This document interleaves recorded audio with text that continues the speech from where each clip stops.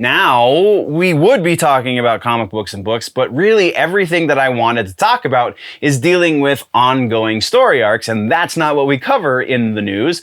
So, all of that being said, we are, in fact, going to be moving into TV streaming. In TV streaming, we have some follow-ups, we have a trailer, and then we have a different kind of streaming news. So let's start with the follow-ups. First up, we need to address we're only passively going to address this. I'm not going to get into any sort of detail necessarily, but we do have a HeMan situation on our hands. Some leaked images from the comic book that is surrounding this new HeMan series on Netflix have found their way onto the internet, and it's revealing some things that, again, it feels like we were lied to about. I say feels like we were definitely lied to about this. There was a promise when this was just an announcement, and it was something that was being worked on over at the Netflix animation studios, that all of the characters look like their original versions. Nobody had been redesigned. There was no major craziness going on. Well, now we have some major craziness going on. Again, I'm not going to get into any more detail beyond that necessarily. It just feels like they were trying to bait and switch us, and somebody behind the scenes felt like they were doing us dirty, so they leaked these images so that we knew what we were getting ourselves into.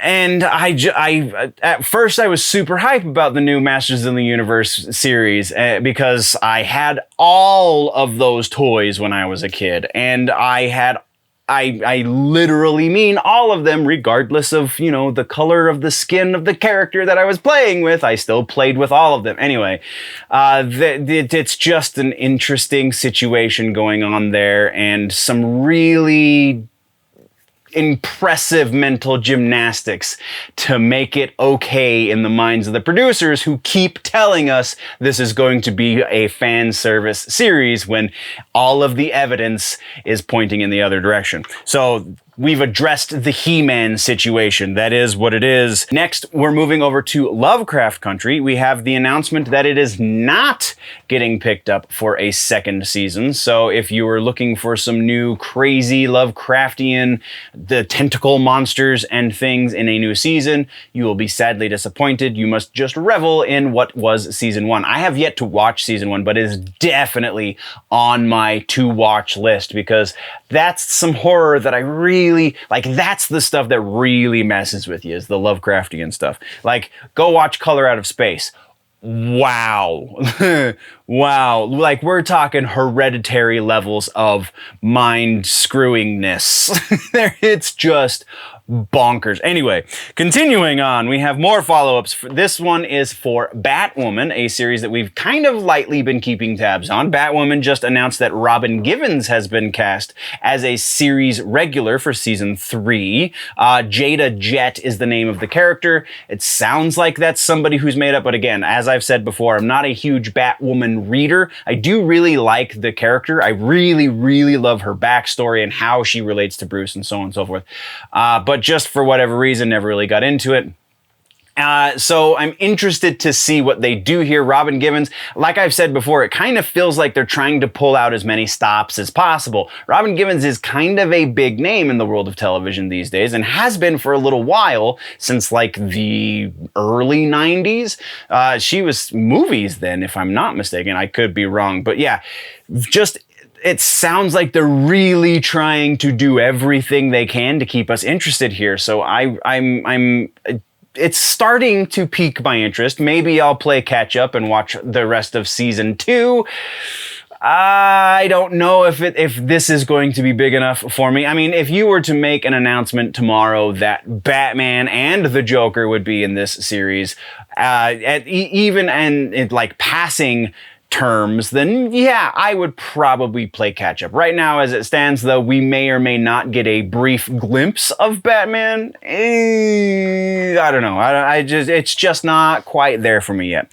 And then our final follow-up on TV streaming has to do with The Witcher Blood Origin. This is another casting announcement. This new casting announcement is Michelle O has been cast as, I'm not going to say this name right, Cian, I believe. Not super familiar with the Witcher series, though that is pretty significant. Michelle O is a major actor at this point. I really, really like her on Discovery. Her character is one of the reasons I even continued to watch that show. So yeah, very interested to see what happens in this prequel series for The Witcher. That is all we have for follow-ups. We have one trailer to talk about that just launched, the final chapter in the Netflix Transformers anime series. It's Transformers War for Cybertron. This chapter is called Kingdom. Link can be found in the show notes. Set to release July 29th. So the end of this month, we will see the release of the most recent Netflix Transformers anime series. And so far, so good, man. Nothing really to complain about here. It's been pretty fun. We're going to keep on hoping that it maintains that fun. But that is what we have for trailers. So our one piece of actual news, like I said, this one's pretty interesting as far as streaming goes, because this isn't necessarily visual streaming. This is audio streaming. This is a new podcast, kind of, but it's also going out on Sirius XM. So for that reason, I felt like this was definitely newsworthy, but also for the other side of this being what the show is. The show is called The Megyn Kelly Show.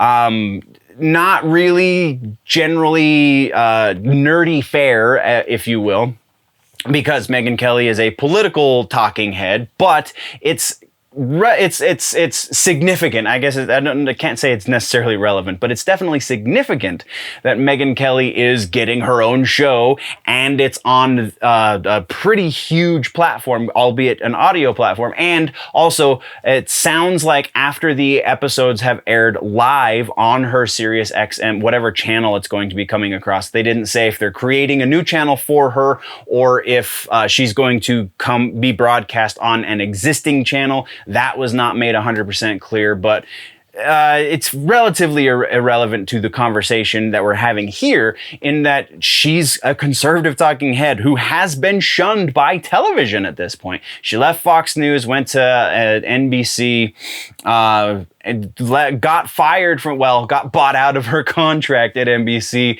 because of really silly reasons. And honestly, all of the press releases, all of the coverage that I saw for this was really interesting in that it left the reasoning for her firing, quote unquote, from NBC out of any of the vocabulary that they included to let the world know that Megyn Kelly is getting her own series again. So very interesting there, but again, not getting into the politics. I just feel like it's pretty relevant in this world where we have a seeming war against conservative thought by most major media outlets. At least that's what all of the big conservative talking heads want us to think anyway.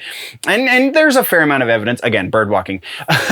But it's just interesting that she is breaking this new ground on, I guess it's not too crazy because, I mean, talk radio has always been fairly conservative heavy. So the fact that it's making its way over into the realm of audio, Sirius XM, so on and so forth, isn't as crazy as maybe I thought it was when I first found it, but it's still significant because I can't think of anything on Sirius that is along these same lines, and definitely no high profile podcasts aside from kind of Joe Rogan. But Joe Rogan is not really conservative. He's just an intelligent thinker. He's a curious person. Anyway, so yeah, that is what we have for TV streaming. I know it's a kind of a weird note to go out on, but that's where we're going.